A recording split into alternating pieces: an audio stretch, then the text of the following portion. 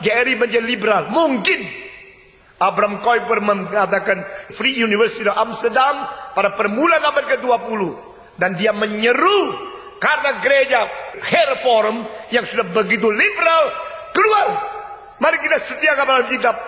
Akibatnya adalah 100.000 orang keluar dari gereja Hervorm masuk ke dalam gereja Krivomir supaya direformkan kembali yang betul oleh Abraham Kuyper.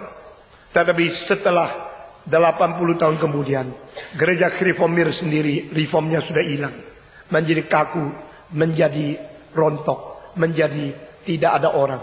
Gereja gedung besar yang ikut kebaktian puluhan orang, semua rambut putih. Fighting spirit, berjuang terus menerus.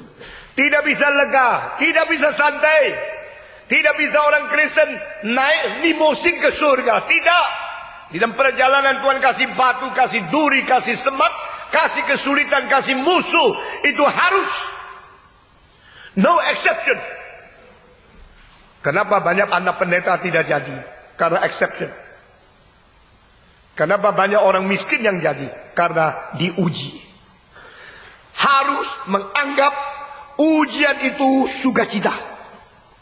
Harus menganggap kesulitan-kesulitan diizinkan oleh Tuhan bahagia.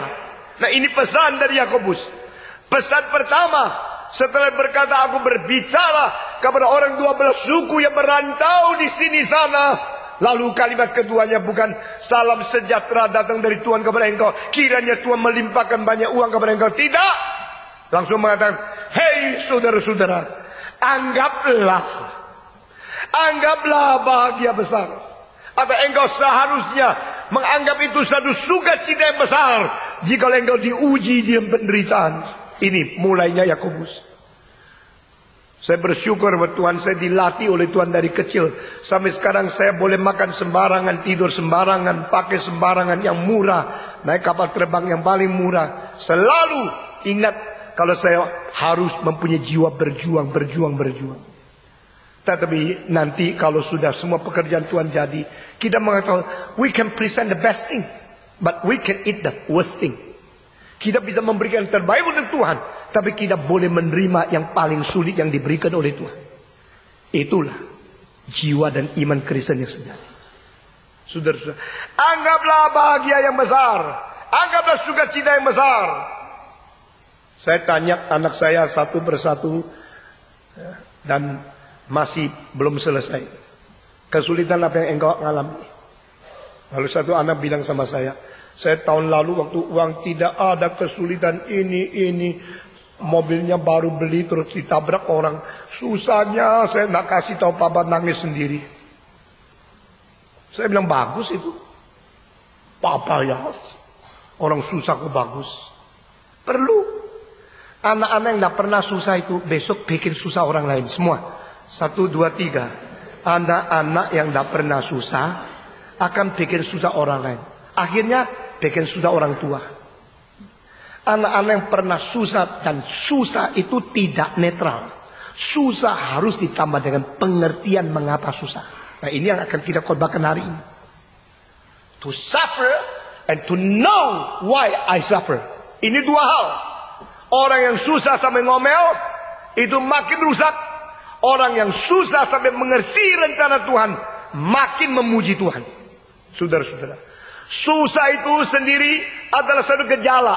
Tetapi perasaan terhadap kenapa saya susah itu menjadikan sesuatu merubah sifat dan merubah arah karaktermu hari depan.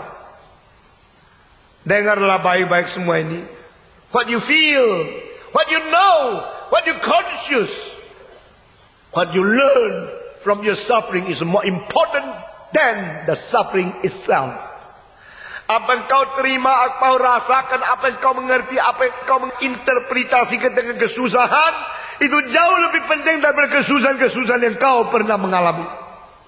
Sama-sama mengalami kesulitan. Ada orang menjadi orang baik luar biasa. Sama-sama menjadi anak piatu. Ada yang akhirnya menjadi orang yang bukan yatim piatu. Membuka itu panti asuhan untuk menerima orang-orang yatim piatu. Tetapi orang lainnya menjadi anak piatu, sudah besar menjadi bajingan, menjadi perusak masyarakat, menjadi Orang yang menculik anak orang lain. Saudara-saudara, karena apa? Bukan karena pengalaman yang dialami. Pengalaman dialami itu satu hal. Tapi apa yang kau tahu tentang pengalaman kesusahan, itu yang membuat engkau berubah. Saudara-saudara sekalian. Mengapakah itu filosof-filosof yang paling pintar otaknya selalu keluar dari negara-negara yang sulit sekali. Heran sekali. Negara-negara seperti tropikal yang enak-enak. Kalau tidak ada uang, ya curi pisang orang lain sudah bisa hidup. Ya, yang enak-enak, yang lancar-lancar, yang tidak perlu khawatir, itu selalu menjadikan orang tidak pikir dan tidak menemukan dan tidak menghasilkan orang yang mempunyai pikiran yang tajam. Saudara-saudara. Tetapi negara-negara yang sulit, yang sangat miskin, yang sangat payah, sangat berjuang di dalam pergumulan dengan alam yang sangat kejam. Disitulah timbul orang pemikir-pemikir yang besar. A man without examination is not worth living. Orang yang tidak diuji, itu tidak layak hidup di dunia. Ini perkataan Sokrates yang benar. Nah di sini Yakobus mengatakan, saudara-saudaraku, anggaplah bagai suatu kebahagiaan, atau terjemahan yang lain, engkau harus merasakan bahwa ini merupakan suatu hal yang sukacita besar pada saat engkau jatuh ke dalam berbagai-bagai pencobaan.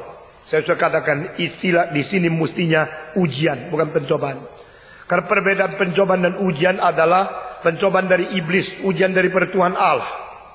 Sehingga kita harus mempunyai konsep di dalam Yakobus ini ada dua kali istilah itu yang disebut pencobaan harus dimengerti sebagai ujian, bukan pencobaan. Supaya lebih klarifikasi pikiran kita. Tuhan izinkan, Tuhan memberikan sengsara, bukan Tuhan tidak ada. Justru Tuhan ada. Dan Tuhan mau memakai sengsara, melatih, mengelola, menguji, dan membentuk engkau untuk menjadi orang yang lebih berguna. Jadi waktu sengsara jangan kira di manakah engkau Tuhan. Tuhan mengatakan, I'm there. I was there. I was in your suffering. In your situation. I know everything. I know by detail. Tuhan mengatakan, aku mengetahui segala sesuatu. Waktu yang menderita, waktu engkau menangis, saya tahu. Waktu engkau mengeluh, saya tahu. Waktu engkau begitu sedih, saya tahu. Kenapa engkau tidak bantu saya?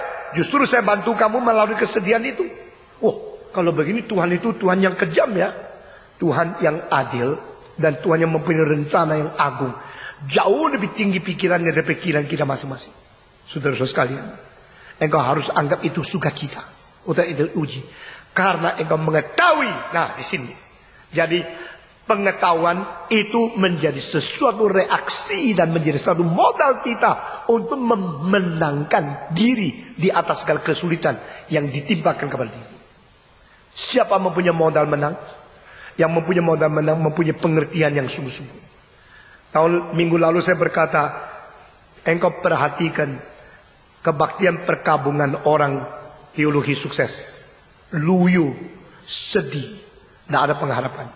Kebaktian perkabungan dari orang reform, penuh serah kepada Tuhan, penuh sukacita dan kekuatan. Karena apa? Karena dari permulaan sudah disiapkan hatinya, mengerti, mengetahui sengsara, penderitaan, kematian itu harus tiba, dan kita bagaimana menghadapinya.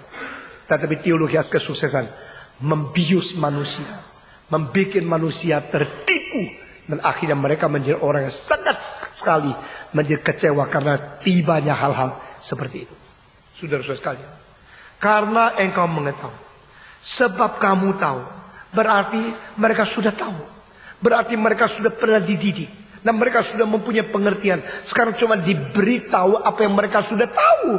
Ini namanya peringatan. Ini cuma diberikan tahu bahwa engkau sudah pernah tahu, bukan? Engkau tidak pernah mendengarkan khotbah itu. Engkau tidak pernah mendapatkan pendidikan dari firman itu.